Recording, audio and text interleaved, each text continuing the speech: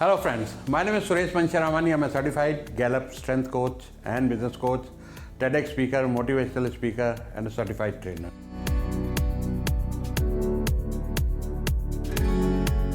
Today we're going to talk about funding versus bootstrapping.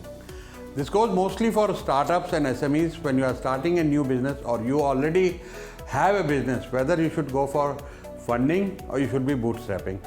My number one choice is bootstrapping, because when you are bootstrapping, you are saving and you learn to respect the money.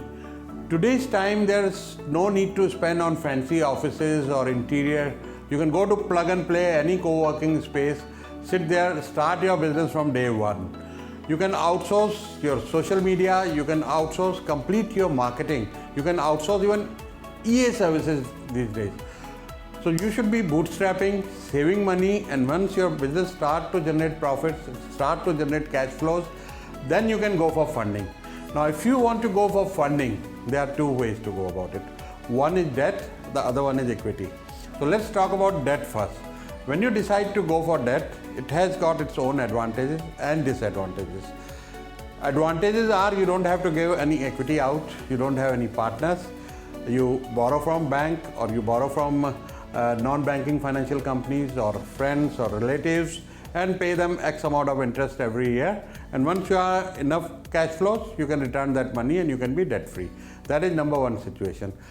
The negative point of debt funding is you have an interest burden, and sometimes for a startup or a new business, this can be really heavy cost on your cash flows to pay interest every month, which is in India unfortunately very high, around 14% to 16%. So if you go for equity, now equity again has got its own advantages and disadvantages. You go to VCs or angel funding or some HNI investor who comes take X percentage of your equity, you can go for equity funding. In that case, depending on your valuation, how much business you have done, you may have to give 15 to 20% if your business is already done some turnover, it's generating some profits, or not generating profit, but in future projections it can generate profit. So you can get away with giving 15 to 20%.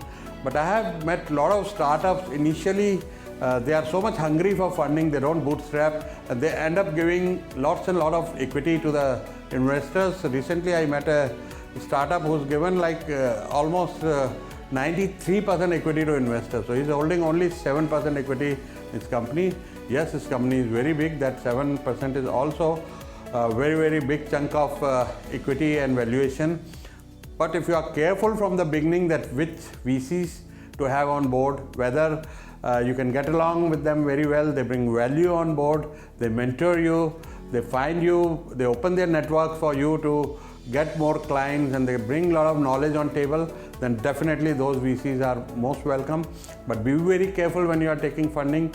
Have experts as your mentor or your lawyers who can go through term sheets very carefully and how much equity you are giving. Better to wait for some time and have your business grow to a stage where you need funding for growth and you don't have to give so much equity out.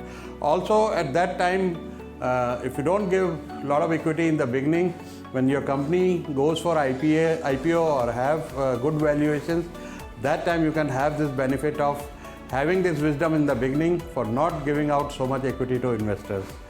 So this is Suresh Mansharamani. If you like this video, subscribe to my channel and don't forget to hit the bell button. I'm going to release lots of value videos like this from my 35 years of Tajurba.